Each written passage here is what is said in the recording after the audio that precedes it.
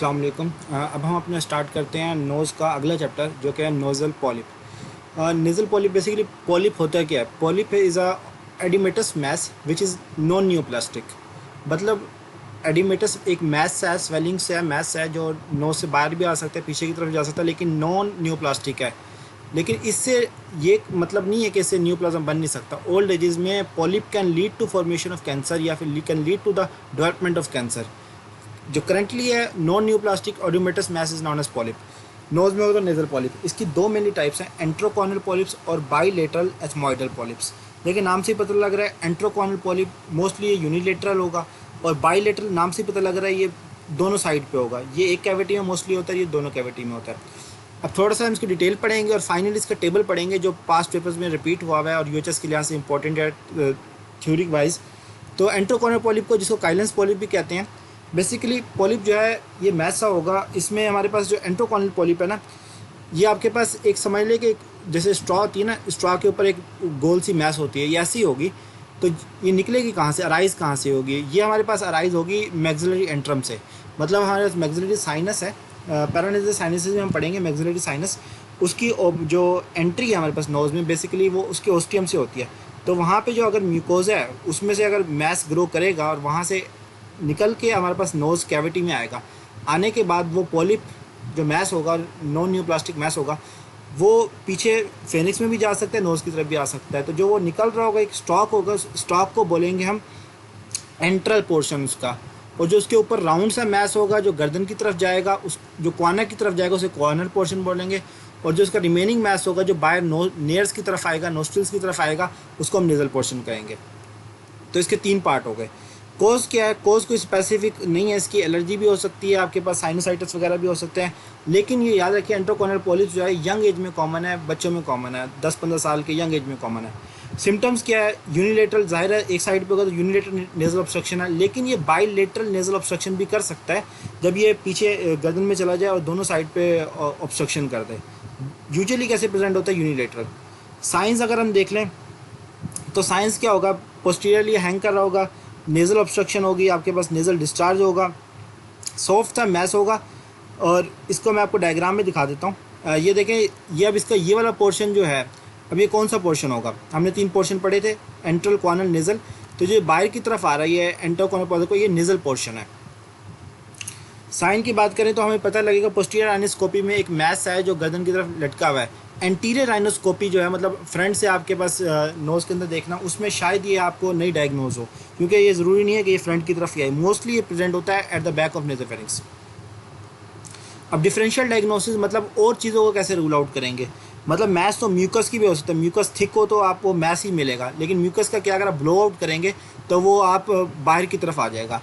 और अगर hypertrophy of terminate हो सकता है, तो आप जब उसको टच करके फील करेंगे तो वो हार्ड होगा कंसिस्टेंसीज में, जबकि पॉलिप एक सॉफ्ट मैस होता है।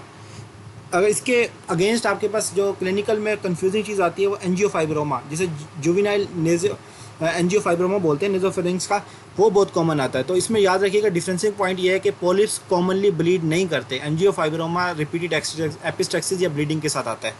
नियोप्लाज्म्स जो हैं वो फ्लैशी पिंक अपेयरेंस होते हैं, जबकि पॉलिप्स याद रखिएगा पिंक अपेयरेंस में नहीं होता, ये येलोइश और थिक सा होता है। बहुत कम होता है कि ये पिंक अपेयरेंस में हो। और जो कंफर्म करने के लिए आप एक्सरे करवाते हैं पैरानेजल साइनस के, जिसमें आपको ओपेसिटी मिलती है क्योंकि ये मैक्सिलरी एंट्रम से शुरू हो रहा है, और लेटरल व्यू में आपको सॉफ्ट टिश्यू मिलता है जो हैंग कर रहा होता है नेज़ोफेरिंक्स में। उसके अलावा अगर आप एंजियोफाइब्रोमा से देखेंगे तो एंजियोफाइब्रोमा में पीछे उसकी शेडो नहीं आती, जबकि पॉलिप में उसके पीछे शेडो आती है। सीटी भी करवा लेते हैं। ट्रीटमेंट अब इसका क्या है? ट्रीटमेंट याद रखिएगा, इसमें पोलीपेक्टमी भी की जाती है, कार्डियक लेग ऑपरेशन है जिसके आगे हम डिटेल पढ़ेंगे, वो भी किए जाते हैं। लेकिन अब मोस्ट एडवांस है face, functional endoscopic sinus surgery, वो करते हैं, उसकी डिटेल आगे हम पढ़ते हैं। बाईलेटरल नाम पढ़ रहे हैं, ये आपके पास दोनों साइड पे होगा, बाईलेटरल होगा। और इसमें जो अराइजल है वो कहाँ से होगा? वो हमारे पास अनसिनेट प्रोसेस भी हो सकता है, एथमॉइडल सेल्स भी हो सकते हैं, इसके मुख्तलिफ साइड से अराइजल है, बस मैक्सिलरी साइनस से अराइजल नहीं है इसका। इसमें हमारे पास वेरियस डिजीज़ हैं जो इसके कॉज बन सकती हैं। क्रोनिक राइनोसाइटिस बेसिकली रिस्क फैक्टर है। अब आप उसको कॉजेज़ को याद कैसे करेंगे? उसके लिए आप याद रखिए काकी, CCAAKY, C for chronic rhinosinusitis, C for cystic fibrosis and C for Churg Strauss. CCCAA allergic fungal sinusitis, asthma and aspirin intolerance. फिर के और वाई। के फॉर हमारे पास है काटेंगर सिंड्रोम और वाई फॉर है यंग सिंड्रोम। ये सारों की थोड़ी थोड़ी डिटेल पढ़ लें, एटलीस्ट आप इनको नाम आने चाहिए। Triple C triple A K Y काकी, cystic fibrosis, Churg Strauss and chronic rhinosinusitis, asthma, aspirin intolerance and third A for allergic fungus rhinosinusitis और के फॉर कार्टाजेनर सिंड्रोम और वाई फॉर यंग सिंड्रोम। ये आप याद कर लें, बहुत है। इसके अलावा आप एमसीक्यूज़ के लिए एक लाइन याद कर लें, सेम्टस ट्राइएट क्या होता है। सेम्टस ट्राइएट में अस्थमा, एस्पिरिन और नेजल पॉलिप होता है। ये तीनों चीज़ों की इंटरनेस, जिसको हम सेम्टस ट्राइएट बोलते हैं। अब ये देखें, यूनिलेटरल और बाईलेटरल नेजल ऑब्स्ट्रक्शन के लिए टेबल दिए गए हैं, ये इंपॉर्टेंट है, ये आपने ज़रूर पढ़ने हैं। वेस्टिब्यूल में क्या क्या ऑप्शन हो सकती है, नेजल कैविटी में, नेजोफेरिंक्स में, और आपके पास वेस्टिब्यूल, नेजल कैविटी, नेजोफेरिंक्स में क्या क्या हो सकता है। तो ये देखें कि आपके पास नेजोफेरिंक्स में लेटरल कॉर्नर पॉलिप्स है, क्योंकि बाईलेटरल को हम लेटरल कॉर्नर पॉलिप्स भी कहते हैं।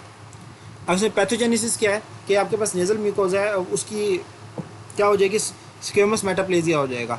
उसमें फ्लूइड फिल हो जाएगा, और फ्लूइड फिल वो स्क्वेमस मेटाप्लेजिया वाले जो आपके पास सिस्ट होगी, बेसिकली एक फ्लूइड सा मैस होगा, उसको हम बोलेंगे पॉलिप।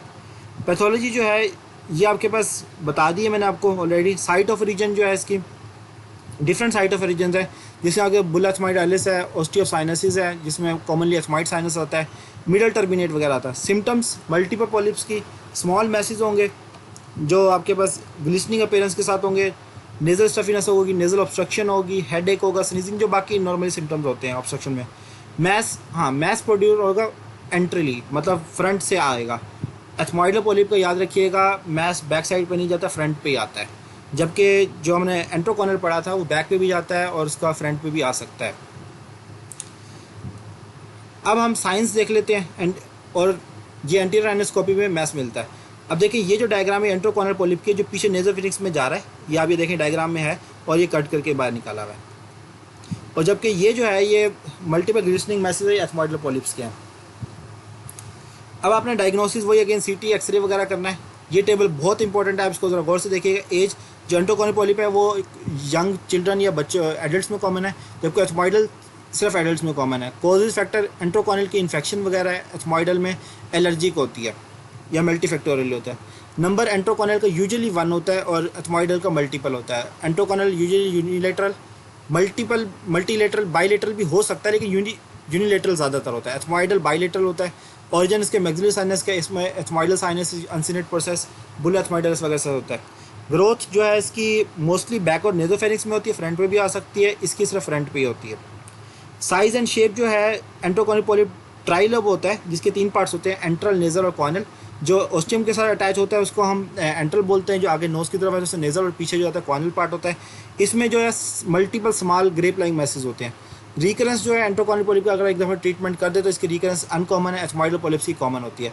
ट्रीटमेंट फाइनली जो अब तक लेटेस्ट मेथड है वो फंक्शनल एंडोस्कोपी, साइनस सर्जरी है दोनों में। अब इसका ट्रीटमेंट एक कंजर्वेटिव, जिसमें आप एंटीहिस्टामिन्स वगैरह देते हैं। अगर उससे ठीक नहीं होता तो फिर आप सर्जिकल ट्रीटमेंट करते हैं। सर्जिकल ट्रीटमेंट में फंक्शनल एंडोस्कोपी साइनस सर्जरी है, जिसमें आप इसकी डिटेल मैं आपको बाद में बताऊंगा, अभी सिर्फ इतना याद रख लें कि फंक्शनल एंडोस्कोपिक साइनस सर्जरी करेंगे इसमें। और अगर पहले क्या किया जाता था, पहले हम मुख्य ऑपरेशंस करते थे, पॉलीपेक्टमी, इंटरनेजल एथमेटेक्टमी। अब पॉलीपेक्टमी में क्या है, अगर 1 या 2 पॉलिप्स हैं छोटे से, तो उनको आप सिंपली पॉलीपेक्टमी रिमूव कर देंगे, इसको पॉलीपेक्टमी कहते हैं।